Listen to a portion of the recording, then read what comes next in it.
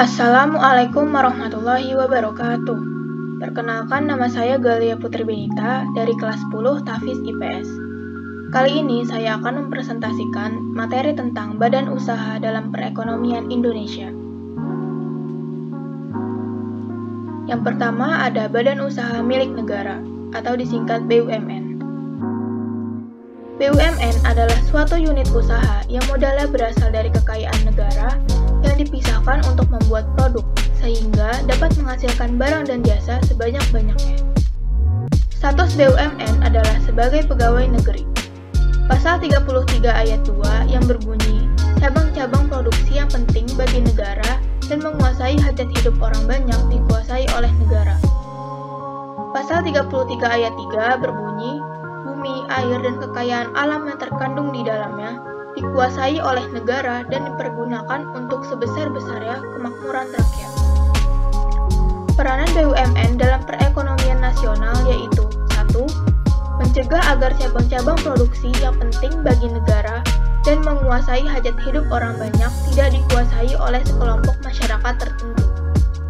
2. Memberikan pelayanan untuk memenuhi kebutuhan masyarakat. 3. Membuka lapangan kerja. 4. Melakukan kegiatan produksi dan distribusi yang menguasai hajat hidup orang banyak. Dan yang kelima, sebagai sumber pendapatan negara. Bentuk-bentuk BUMN adalah A. Perusahaan perseroan atau persero. BUMN yang berbentuk perseroan karena keterbatasan modal yang dimiliki oleh pemerintah maka dijual sahamnya pada swasta, merupakan definisi dari perusahaan perseroan. Tujuan persero yaitu untuk menyediakan barang dan jasa yang bermutu dan berdaya saing kuat dan mengejar keuntungan untuk meningkatkan nilai perusahaan.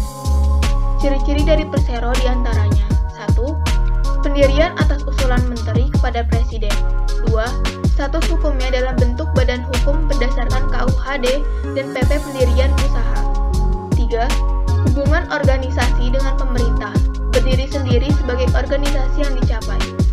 Dan yang terakhir, kepemilikan oleh pemerintah dapat diketahui melalui kepemilikan saham secara keseluruhan dan merupakan kekayaan negara yang dipisahkan. Yang kedua ada perusahaan umum atau Perum. Perum yaitu BUMN yang seluruh modalnya dimiliki oleh negara dan tidak dibagi atas saham. Tujuan Perum yaitu untuk kemanfaatan umum berupa penyediaan barang atau jasa yang bermutu dan sekaligus mencari keuntungan yang berdasar prinsip pengelolaan perusahaan. Adapun ciri-ciri Perum yaitu 1. Pendirian disusulkan oleh menteri kepada presiden. 2. Statusnya yaitu suatu badan hukum berbentuk perusahaan negara sesuai Undang-Undang Nomor 19 Peraturan Pemerintah Tahun 1960 dan PP tentang Pendirian Usaha. 3. Modal seluruhnya dimiliki oleh negara dan kekayaan negara yang dipisahkan dari APBN. Dan yang terakhir, dapat melakukan penyertaan modal dalam badan usaha lain. C. Perusahaan jawatan atau perjan. Perjan adalah BUMN yang seluruh modalnya termasuk dalam anggaran belanja negara yang menjadi hak dari departemen yang bersangkutan.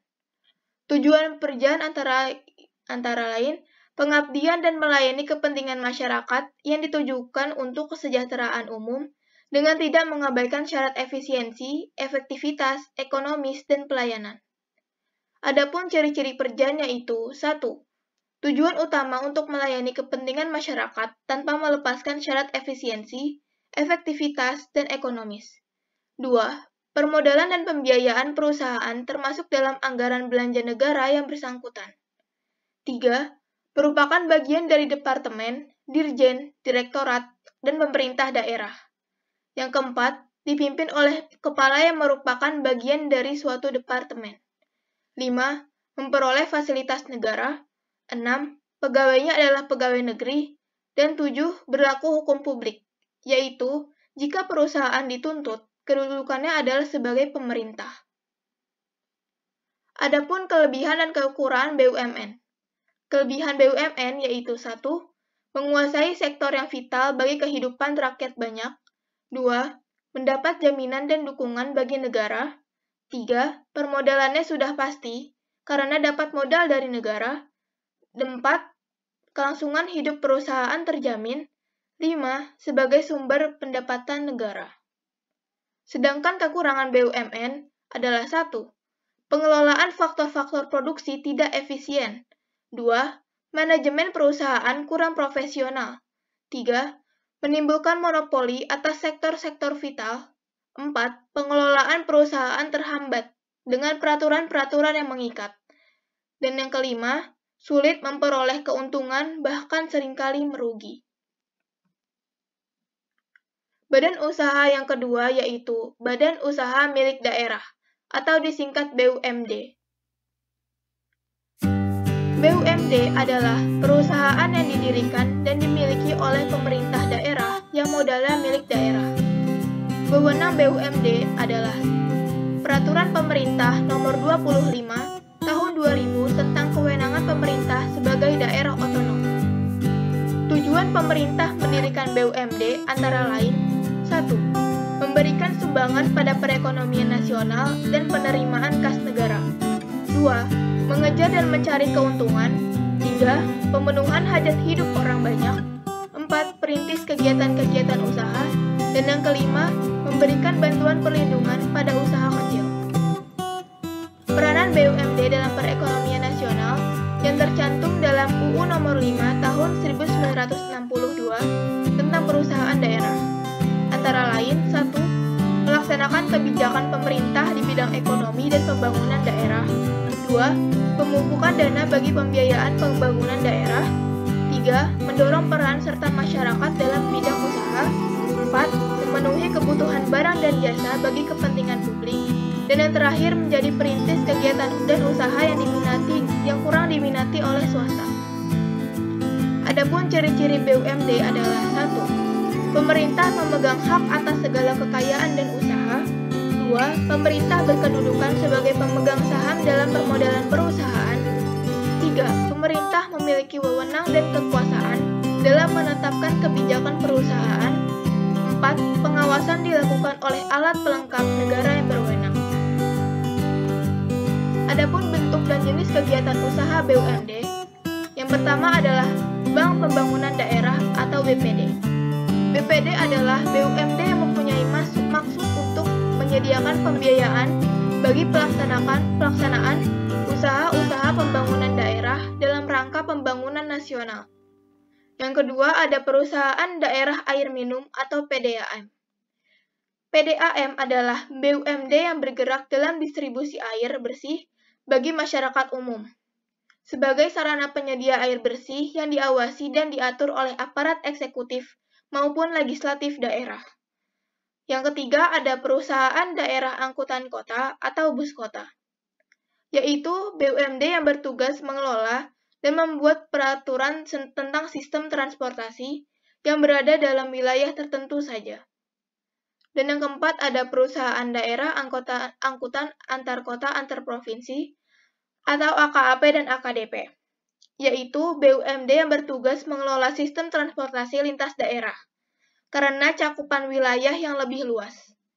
Dan yang terakhir ada Perusahaan Daerah Rumah Potong Hewan atau PDRPH. PDRPH adalah BUMD yang didirikan oleh daerah tertentu sebagai usaha daerah dan menjadi sumber pendapatan daerahnya sendiri yang bertujuan untuk bersikap mandiri dalam mengelola daerahnya.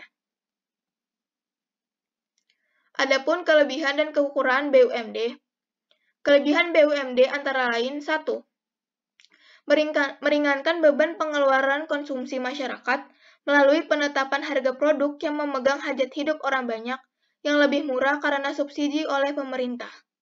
2. Membantu sektor swasta mengelola sektor usaha yang secara ekonomis tidak menguntungkan, namun produknya sangat dibutuhkan oleh masyarakat. Yang ketiga, menyerap tenaga kerja formal dengan seleksi tertentu sehingga dapat diperoleh SDM yang lebih berkualitas. 4. Mudah mengumpulkan modal, karena modal berasal dari kekayaan negara. 5. Pengelolaannya berasal dari direksi dan komisaris yang ditunjuk pemerintah dan RUPS, sehingga lebih berhati-hati dan profesional. Adapun kekurangan BUMD antara lain 1. Keterbatasan kemampuan dan keahlian dalam mengelola BUMN dan BUMD menyebabkan sering menderita kerugian. 2. Pada situasi tertentu, bertindak sebagai perusahaan monopoli sehingga penetapan harga ditentukan sepihak, bukan melalui mekanisme pasar, walaupun untuk kesejahteraan rakyat. 3. Pendirinya sukar, karena harus melalui peraturan dan perundang-undangan yang berlaku. Badan usaha yang ketiga yaitu Badan Usaha Milik Swasta, atau disingkat BUMS. BUMS adalah badan usaha yang didirikan dan dimiliki oleh pihak swasta yang berorientasi pada laba. Pasal 27 ayat 2 UUD 1945 dan alinea ketiga pasal 33 UUD 1945 yang berbunyi, hanya perusahaan yang tidak menguasai hajat hidup orang banyak yang boleh ada di tangan seseorang yang kemudian dikenal dengan usaha swasta. Adapun tujuan kegiatan BUMS antara lain: 1. Mengembangkan dan memperluas kegiatan usaha. 2. Membuka lapangan kerja. Dan yang ketiga, memperoleh laba sebesar-besarnya.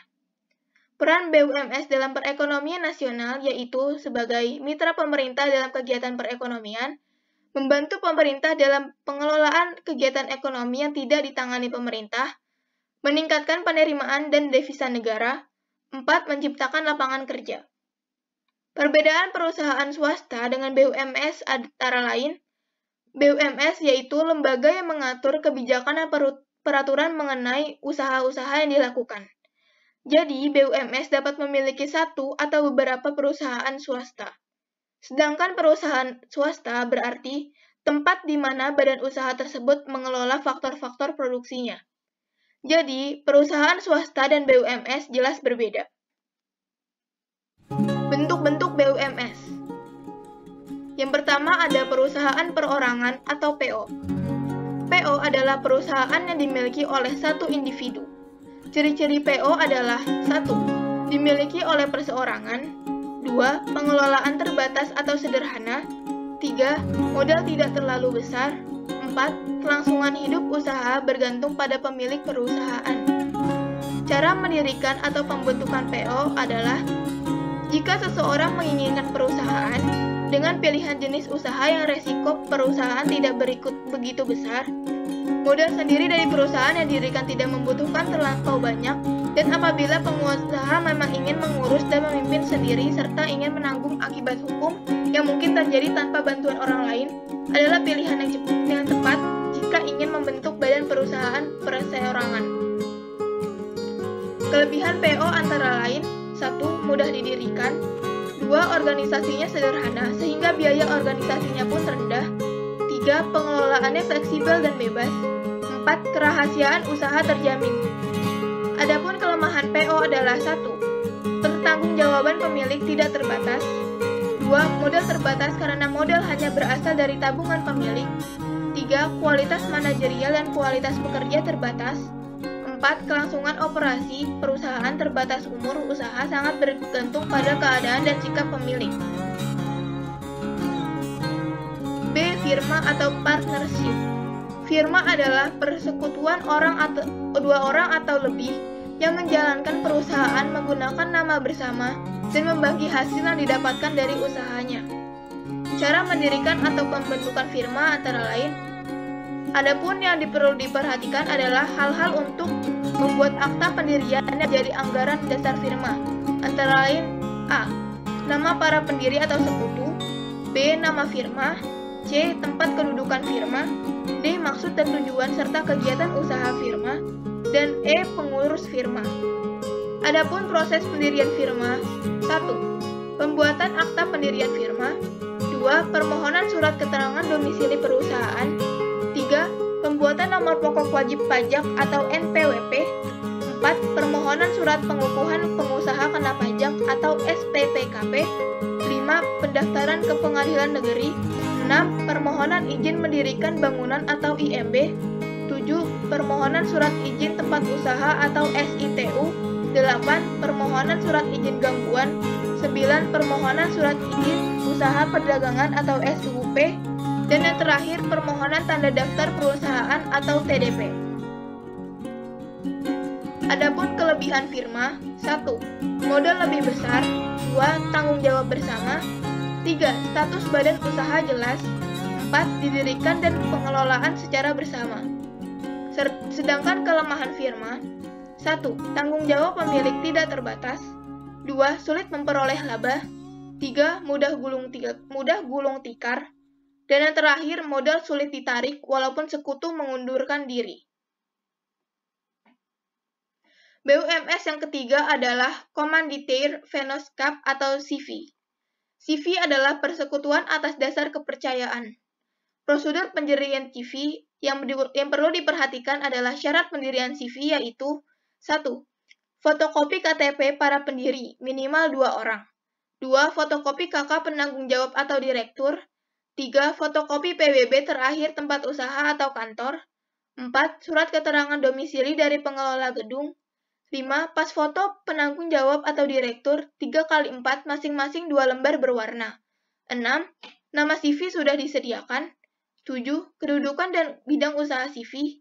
Dan yang terakhir adalah jumlah modal.